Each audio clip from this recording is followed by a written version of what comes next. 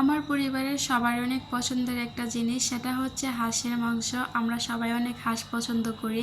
আর এই হাঁসগুলো আমার মা আমার জন্য গ্রাম থেকে পাঠায়, একদম দেশি হাঁস। আর হাঁসের মাংস কিন্তু মোটামুটি আমরা সবাই অনেক পছন্দ করি।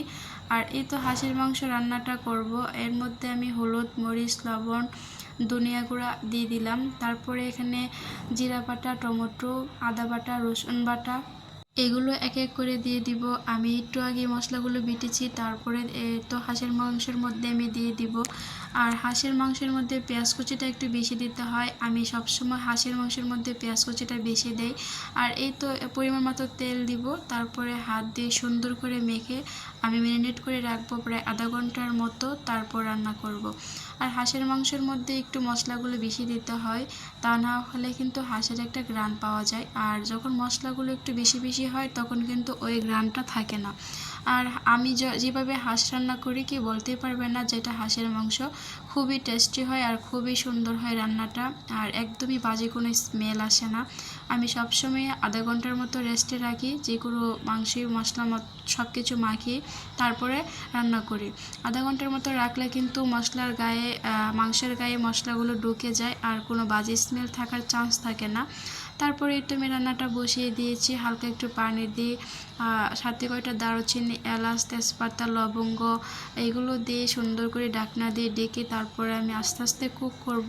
তারপরে হাঁসের মাংসগুলো সিদ্ধ হবে, একটু টাইম নিয়ে সিদ্ধ করতে হবে। আর আমি যত প্রেসার কুকারে রান্না করি না, আমি এভাবেই রান্না করি। আর এই তো এখানে পোলাও করতেছি, যেহেতু হাঁস রান্না হচ্ছে, একটু পোলাও না হলে কি হয়, হাঁসের মাংসের সাথে পোলাও, খিচুড়ি এগুলো কিন্তু খুবই ভালো লাগে খেতে।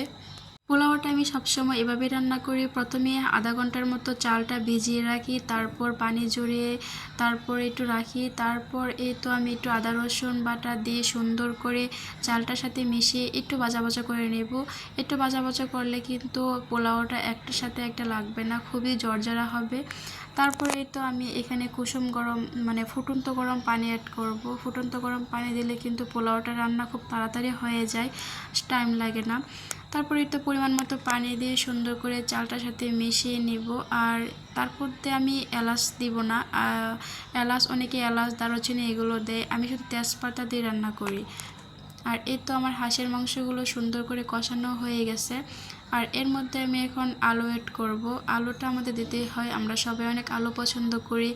আর আলুটা দিয়ে আমি সুন্দর করে নাড়াচাড়া করে পরিমাণ মতো ঝোল দিয়ে রেখে দিব, এগুলো সিদ্ধ হোক। আর এদিকে আমার পোলাওটা সুন্দর হয়ে রান্না হয়ে গেছে, আর ওইদিকে আমার হাঁসের মাংসটা সুন্দরভাবে রান্না হয়ে গেছে।